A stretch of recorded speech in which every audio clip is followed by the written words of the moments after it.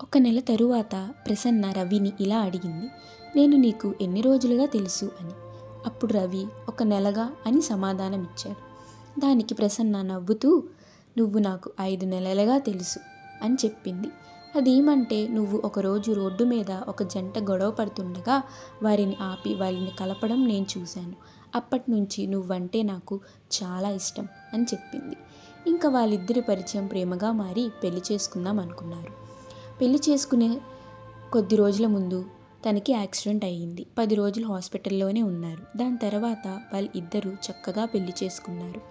వాళ్ళ జీవితం సంతోషంగా ఉంది. ఒక బాబు పుట్టాడు. ఆ బాబు పుట్టి వాళ్ళు చాలా ఆనందంగా గడుపుతున్నారు. ఒకరోజు అనుకోకుండా ఒక సంఘటన ఎదురైంది. అదేమంటే, రవి ప్రసన్నకి తెలియకుండా ఇంట్లో ఉన్న రహస్య గది తలుపులు మెల్లగా తెరిచాడు. ఆ గదిలో ఎవరో ఒకరి నీడ పడుతూ ఉంది. అది ఒక వ్యక్తి. అతను ఎవరంటే